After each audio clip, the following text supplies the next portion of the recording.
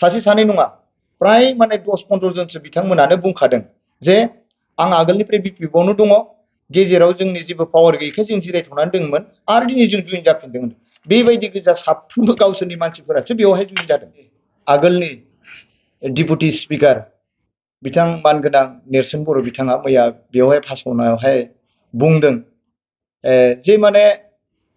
जोंनि UPPL नि दैदेनगिरिफ्रा ना बेदर जाहो जाहो मानसिफोरखौ होबथाजोबदों लाखिजोबदों होननानै बिथाङाबो बुंदों नाथाय बेयो नंखाय सैथोखौ बुंनांगौ सैथोजों जुदि थाङोब्ला सानफ्रोमबो जै जायो नंखायजों थाङोब्ला मालाबाबो जै जाया दिनैनि खौरां मेल लिंनायनि जाहोना बेनो मैया अक्ट'बरनि 9 अक्ट' बै सानखालि BPF निफ्राय जोंनि भेरगाव समस्तिनि सिङाव थानाय बे पुरानि भेरगावनि बे गेलेग्रा फोथाराव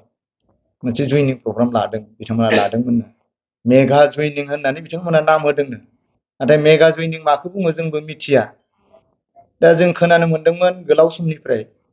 जे बेवहाय बिराद माखासे हाजार हाजार मानसि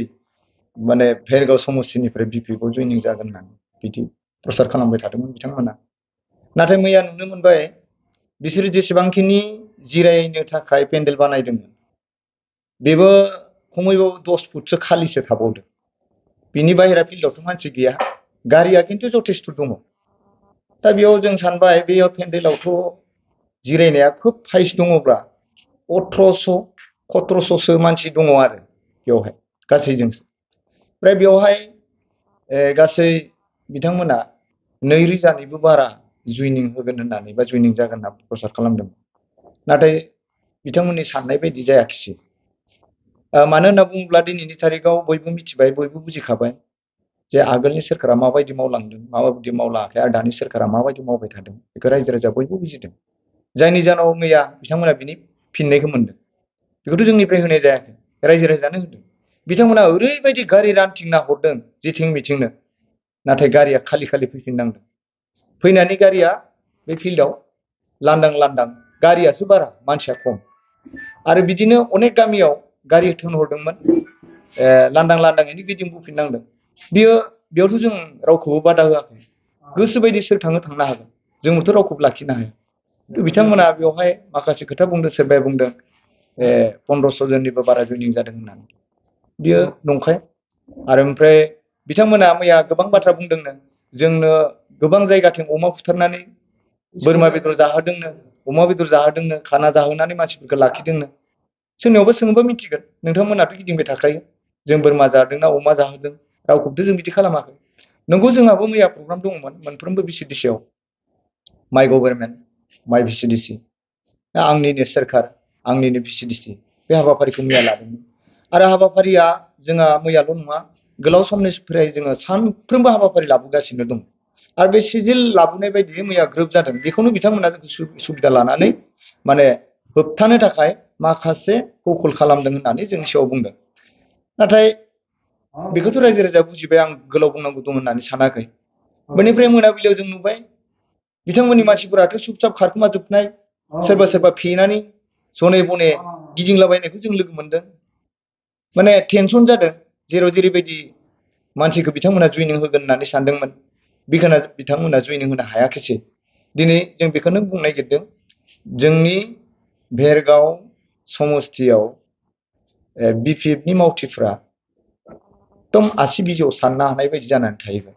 आरो बारा बेयाव माने BPF-नि मावथि गैलिया बांसिनानो दिनै जोंनि UPPL आफादजोंनो थानानै खामानि मावगासिनो दङ आरो ओंखारबोगासिनो दङ जोंहा बेवहाय फोथायनाय दङ मोनसे खोथा जोंनि आगोलनि डिपुटि स्पिकार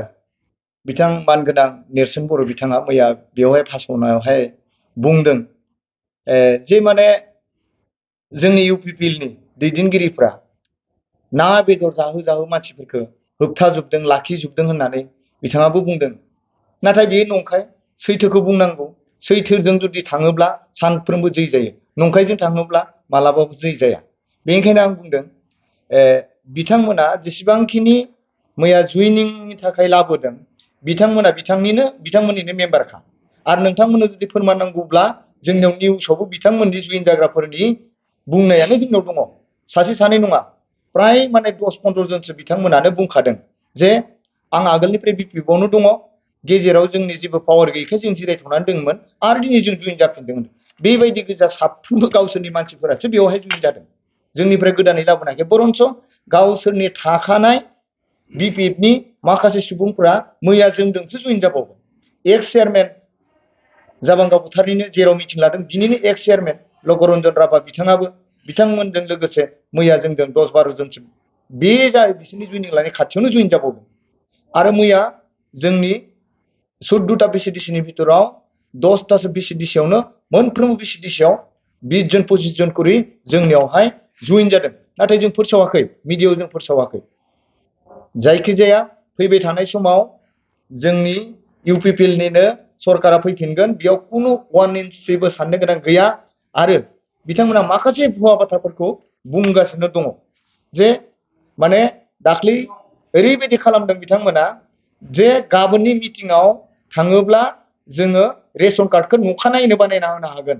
बिनि सप्तासेनि उनावनो अरुणोदय आसनिखौ जों सोना होनो हागोन बिनि 10 दिननि उनावनो जोङो PMAY न'खौ होनो हागोन बेबायदि होननानै बिथांमोना भुवा मोनसे फर्म लायै लायै नखर नखर हाबनानै जोंनि मानसिफोरखौ नंखाय बाखाय बाथ्राफोरखौ बुंनानै फोसावलाबायदों UPPL जेबो होनो हाया नोंसोर जुदि गाबोन जइनिंआव थाङोबा बै सानखालि जइनिंआव थाङोब्ला जों नोंथांमोननि न'खौ नखानायैनो खालामना होगोन नखानायैनो अरुणोदय आसनिखौ बानायना होनाय जागोन नखानायैनो जों रेशन कार्डखौ बानायना होनाय जागोन होननानै बिथांमोना नखर नखर हाबनानै फर्म लाबथिंनानै रानथिनानै नाम लिरनानै लाना फैदों बेबायदि खालामनानै बिथांमोना लिंदोंमोन थेवब्लाबो मानसिफोरा फैयाखिसै मैया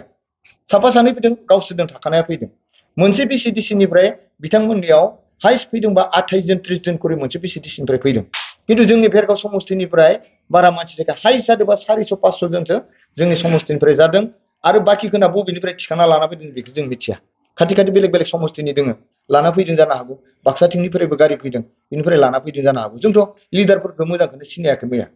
बेखौनो जोंहा जेबो साननांगौ गैया आरो दिनै प्रमद बर' सारनि दैदेननायाव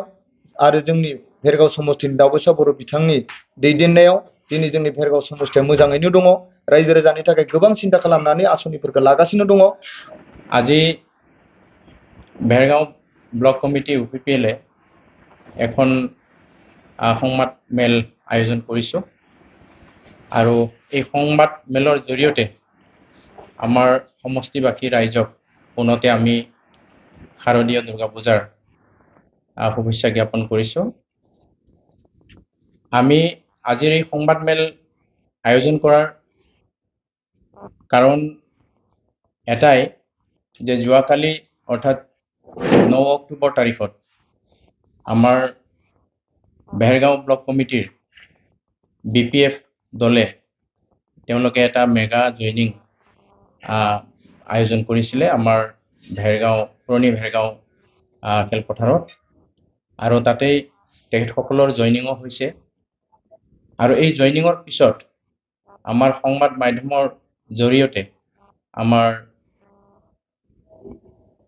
BPF দলৰ অৰ্থাৎ প্ৰাক্তন তেখেত ডেপুটি স্পিকাৰ নেলসন বড়ো ডাঙৰীয়াই তেখেতে সংবাদ মাধ্যমৰ জৰিয়তে কৈছে যে আমাৰ BPF দলত আমাৰ UPPL দলৰ যথেষ্ট সংখ্যক তেওঁলোকৰ এই যোগদানৰ অংশগ্ৰহণ কৰা বুলি পালে আৰু এই কথাটো একেবাৰে অসত্য কথা আৰু এই অসত্য কথাটো আজি আমি সংবাদ মেলৰ জৰিয়তে ৰাইজক আমি ক'ব বিচাৰিছোঁ স্পষ্ট কৰিব বিচাৰিছোঁ এইটোই যে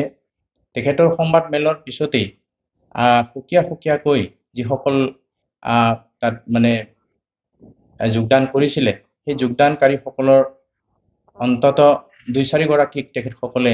সংবাদ মাধ্যমে তেখেতসকলক নিজাববীয়াকৈ ব্যক্তিগতভাৱে তেওঁলোকে হেৰি লৈছিলে মতামত লৈছিলে আৰু সেই মতামতত তেওঁলোকে কৈছে আমি পাইছোঁ নিউজত পাইছোঁ যে তেওঁলোকে আগতেই পূৰ্বৰে তেওঁলোক BPFৰ সদস্য আৰু BPFৰ সদস্য যেহেতু তেওঁলোক BPFৰ সদস্য আৰু সেই BPFৰ সদস্যকে পুনৰবাৰ তেওঁলোকে আকৌ যোগদানৰ ব্যৱস্থা কৰিছে তেনেধৰণৰ এটা নাটকীয় এটা ব্যৱস্থাৰে তেওঁলোকে যোৱাকালিৰ যিটো প্ৰগ্ৰাম যোৱাকালিৰ যিটো মানে যোগদানৰ প্ৰগ্ৰাম সেই প্ৰগ্ৰামটো তেনেধৰণে তেওঁলোকে কৰিছে আমি এইটো জোৰ দি ক'ব পাৰোঁ যে আজিৰ তাৰিখত আমাৰ সমষ্টিত সমষ্টি বুলি নহয়, সারা বিটিআৰতে আমাৰ যিসকল UPPL দলৰ মানে কৰ্মীসকল আছে, কাৰ্যকৰ্তাসকল আছে, তেওঁলোকে দিনে ৰাতিয়ে কাম কৰি আছে আৰু ৰাইজৰ মাজত গৈ তেওঁলোকে সুন্দৰ এটা মানে অৰ্গেনাইজ কৰি আছে। তে আমি এই ক্ষেত্ৰত আৰু এটা কথা শুনিবলৈ পাইছোঁ যে যোৱাকালিৰ তাৰিখত আমি BPF দলৰ যি মানে যোগদান, সেই যোগদানৰ কাৰ্যসূচীক আমি প্ৰতিহত কৰিবৰ কাৰণে বা তেওঁলোকক এটা হেৰি দিবৰ কাৰণে আমি UPPL দল হেনো আমাৰ ব্লক কমিটিয়ে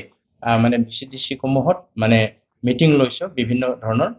এই মিটিঙৰ জৰিয়তে ৰাইজক মানে তেওঁলোকক বধা বা সকাহ বধা কৰাৰ কাৰণে এটা তেওঁলোকে প্ৰচেষ্টা চলোৱা বুলি তেওঁলোকৰ সংবাদ মাধ্যমৰ জৰিয়তে আমি গম পাইছোঁ। আৰু এই কথাটো আমি এটা স্পষ্ট কৰিব বিচাৰিছোঁ আজিৰ সংবাদ মাধ্যমৰ জৰিয়তে যে আমি এইটো পূৰ্ব নিৰ্ধাৰিত আমাৰ সন্মানীয় ইয়ম ডাঙৰীয়াৰ পৰিকল্পনা আৰু তেখেতৰ পৰামৰ্শ মৰ্মে যোৱাকালি 9 তাৰিখতে আমি এইটো সিদ্ধান্ত এটা লোৱা আছিলে আৰু সেই সিদ্ধান্ত লোৱা মৰ্মে আৰু যোৱাকালি আমি প্ৰতিটো VCDCতে আমি ৰাইজক লৈ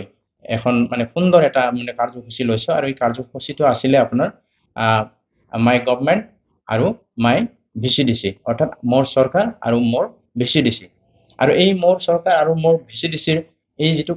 কাৰ্যসূচী, এই কাৰ্যসূচীটো আমি সফলভাৱে ৰূপায়ণ কৰিছোঁ আৰু তাত যথেষ্ট সংখ্যক আমাৰ ৰাইজে সহযোগ কৰিছে আৰু এই সহযোগ অনুষ্ঠানত বা এই সভা সমিতিত আমাৰ স্থানীয়, কেন্দ্ৰীয়, জিলা বা ব্লক পৰ্যায়ৰ যিসকল নেতা আছিল আৰু নেতাসকলে সুন্দৰভাৱে তেওঁলোকে যোগদান কৰি পেলাই তেওঁলোকৰ ৰাইজৰ মাজত বক্তব্য ৰাখিছে আৰু ৰাইজৰ লগত মত বিনিময় কৰিছে আৰু এই আঁচনিসমূহৰ বিষয়ে বিশদভাৱে ৰাইজৰ আগত অৱগত কৰাইছে। যে আমি সকলোৱে জানো যে এই 3টা বছৰত আমাৰ এটা অভিযোগ ওলাইছে, যোৱাকালি সংবাদ মেলত আমাৰ ডেপুটি স্পিকাৰ নেলসন বড়ো ডাঙৰীয়া এটা মানে অভিযোগ উত্থাপন কৰিছে যে বিগত 3টা বছৰত আমাৰ প্ৰমোদ বড়ো ডাঙৰীয়াৰ নেতৃত্বত যিখন চৰকাৰ পৰিচালিত হৈ আছে, এই চৰকাৰখন চৰকাৰে হেনো কোনো ধৰণৰ আঁচনি আজিৰ তাৰিখলৈকে সফল ৰূপায়ণ কৰিব পৰা নাই। এইটো আমি তেখেতসকলক আমি এইটো ক'ব বিচাৰোঁ যে আজি ৰাইজে যিখিনি সা সুবিধা পাইছে, এই সা সুবিধাৰ ওপৰত ভিত্তি কৰি বা আমাৰ যিসকল মানে যিবিলাক আমাৰ বিভিন্ন আঁচনিৰ জৰিয়তে যিবিলাক আমাৰ ৰূপায়ণ হৈ আছে, সফল এটা ৰূপায়ণ হৈ আছে, ইয়াৰ ভিত্তিতে আমি এটা ক'ব পাৰোঁ যে ৰাইজে আজি সন্তুষ্ট হৈছে আৰু তেখেতৰ যিটো এটা যুক্তি, এই যুক্তিটো আমি আজিৰ এই সংবাদ মাধ্যমৰ জৰিয়তে আমি তেখেতক খণ্ডন কৰিছোঁ। এতিয়া কথা হ'ল আমাৰ আজি যিটো আমি সংবাদ মাধ্যম, এই সংবাদ মাধ্যমৰ জৰিয়তে এইটোকে ক'ব বিচাৰিছোঁ যে আমাৰ যিসকল UPPL দলৰ নেতা বা মানে যিসকল এই শুভাকাংক্ষী ৰাইজ আছে, তেখেতসকল আজিৰ তাৰিখত আমাৰ লগতে আছে আৰু এইটো মই আহ্বান কৰিব বিচাৰিছোঁ আৰু এটা স্পষ্ট কৰি দিব বিচাৰিছোঁ যে আমাৰ ৰাইজৰ মাজত আমাৰ এতিয়াও আমাৰ সম্পৰ্ক কোনো ধৰণৰ বিঘ্নিত হোৱা নাই আৰু ৰাইজে আমাক সকলোৱে আদৰি লৈছে। UPPL সদায় আমাৰ ৰাইজৰ লগত থাকিব আৰু ৰাইজৰ কাম কৰি যাব।